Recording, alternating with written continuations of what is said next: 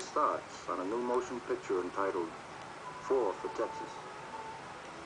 Camera crews and technicians, actors and production staff are assembling on the set for one of the biggest and most complicated action scenes of the film. Over 400 performers, in addition to stars Frank Sinatra, Dean Martin, Anita Ekberg, and Ursula Andress, will be playing in this sequence. A scene so vital that instead of the usual single camera crew, there will be 5 cameras shooting tonight. One of the 5 crews is already getting into position on the lift that will be raised by a giant construction crane 60 feet above the set. We will view some dangerous and exciting action here, but probably none of it more truly a test of nerve than that which faces these men swinging up there on the cable. All the cameras will not be stationary.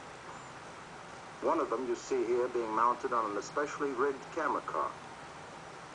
This auto is designed to allow maximum mobility while maintaining the fluid, easy, bumpless motion necessary for photography.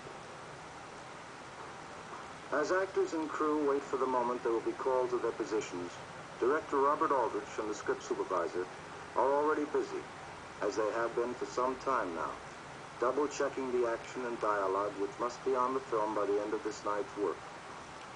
Because of the period Western background of this story, all the performers are not people. There are also in place tonight and ready to work a number of trained horses, each now hitched to one of the carriages you see here. Incidentally, most of these carriages are actually authentic museum pieces. Now the shooting of the first scene is about to begin. Frank Sinatra's men in the yellow jackets will march up to the Maison Rouge gambling boat to challenge Dean Martin and his men in the red jackets.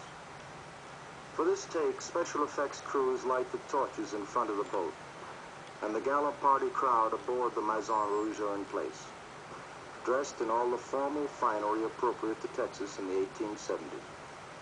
We're ready for a take, and the Yellow Jacket Army, led by Frank Sinatra, moves purposefully to the attack.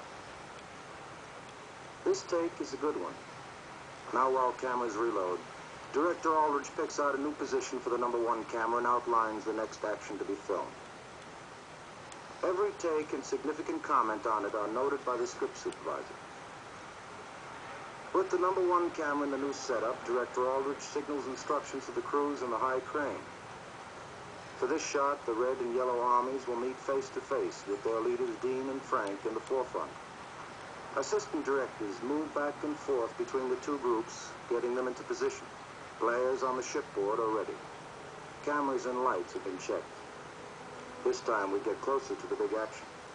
The script dictates that our 2 leading men must challenge each other to a hand-to-hand fight before the general melee breaks out.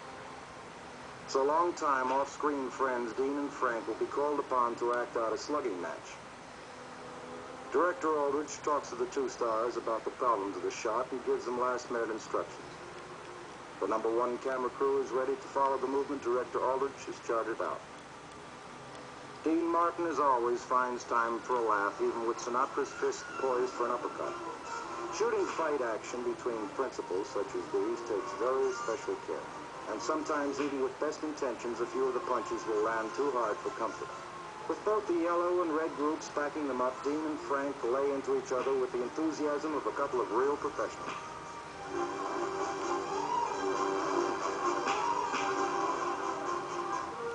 Though there have been some wild blows landed, Dean and Frank walk out of the setup no worse in appearance or in spirit.